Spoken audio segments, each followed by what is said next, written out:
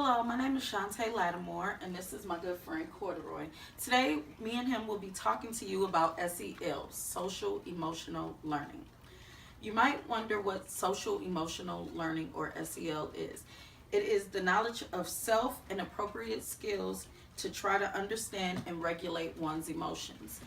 Specifically, we will be focusing on children birth to 3 years old, but it is not limited.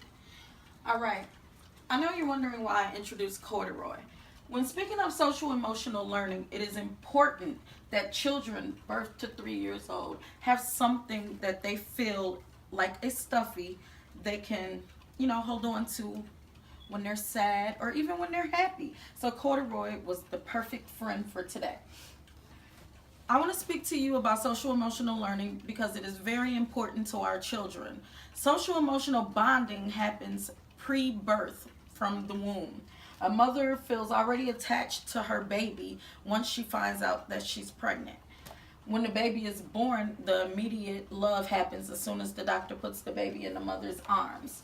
So today, what I'm going to do for you is I'm going to read the story, We Are All Alike and We Are All Different.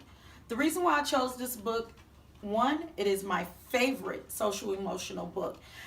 As a preschool teacher, I really spend a lot of time trying to explain to children why our skin is not all the same colors. I often have to explain why we have different eye color, why we have different hair color, or why we even speak differently. So I thought this was very appropriate. We Are All Alike, We Are All Different. Written and illustrated by the Cheltenham Elementary School kindergartners. In my class, I have a library checkout system. So the students as well as the parents are able to check out any book and they're all labeled. And this one is under social emotional learning. They put their name on the card and they drop their card in the social emotional learning bin.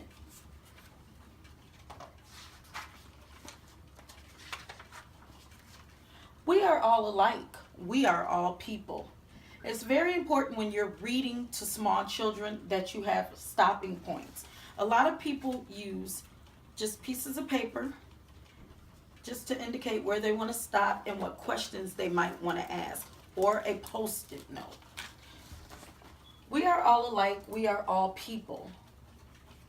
What do you see when you look at this page? We see people. We see different color skin. We see brown. We see white. We see tan. We are all different. We do not look the same. We have different color eyes. We have different color hair. Some of us have curly hair. Some of us have straight hair. Some of us wear glasses. How many of us in here wear glasses? 1, 2. How many of us have black hair like Miss Latimore? Okay, make sure that you always interact with your students, making them feel a part of the book. We have different color skin. Some of us have darker skin. Some of us have lighter skin. What color are your hair, your skin, and your eyes? Miss Latimore's hair is black, but if you get in the sun, you can see it's blue. Miss Latimore has brown eyes. How many students have brown eyes? Miss Latimore has brown skin. How many people have brown skin like Miss Latimore's? And this is a good time to use an activity where all the students put their skin together and we can notice the different skin tones. We are all alike. We all have bodies. They like that. They start looking at their bodies. We are all different. Some of us girls, some of us are boys. And so we like to go over, what does alike mean? Alike means the same. Who are you the same with? Look around the class. What does different mean? Different means not the same. Some of us are big, some of us are little. What does your body look like? We are all alike. We all have families. And that'll be a good stopping point to talk about the family makeup. Some of us only have mommies. Some of us only have daddies. Some of us have 2 mommies or 2 daddies. Some of us have a grandma, auntie, uncle, extended families that live in a house, and this is great conversation starters. We are all different. Some of us live with moms, some of us live with dads, some of us live with moms and dads. Some of us live with grandmoms and granddads. Some of us live with brothers and sisters. Some of us look like our moms and dads. Some of us look different from our moms and dads. What is your family like? Well, Miss Latimore looks like her mom. Who do you look like?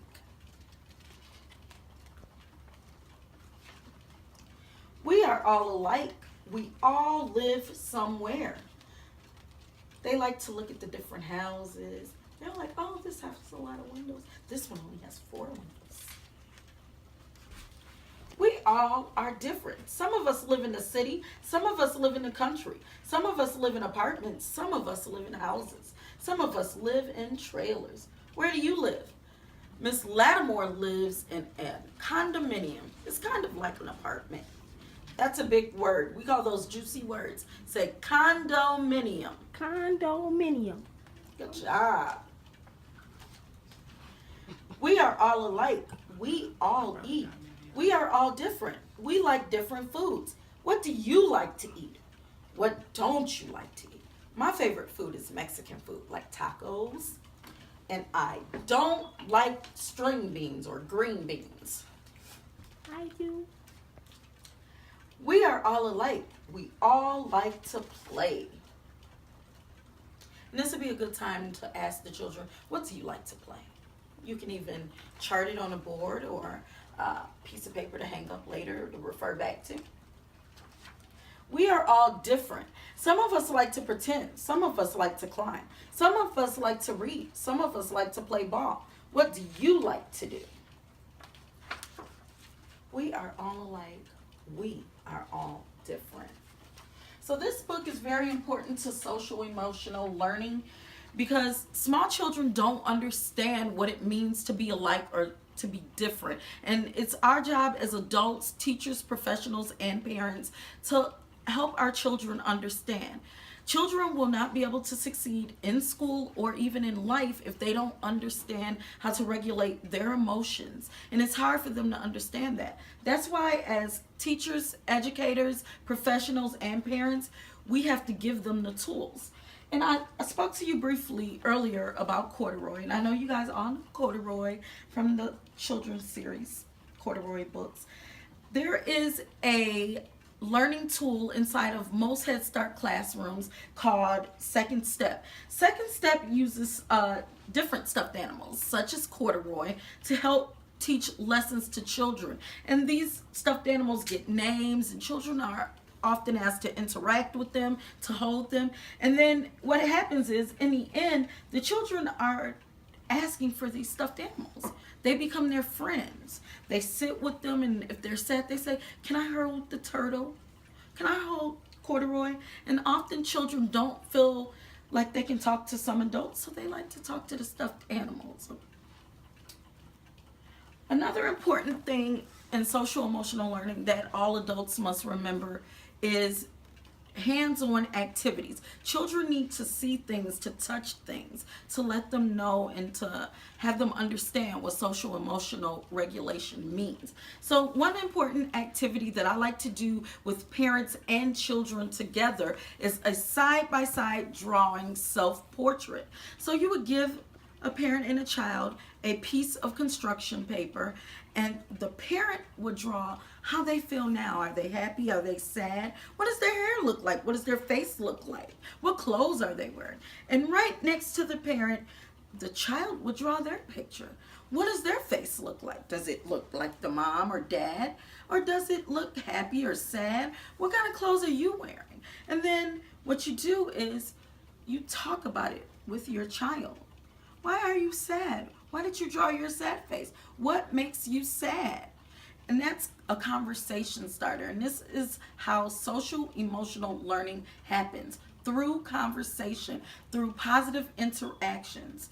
We need to make sure that we do this every day inside the classroom and outside the classroom with our children.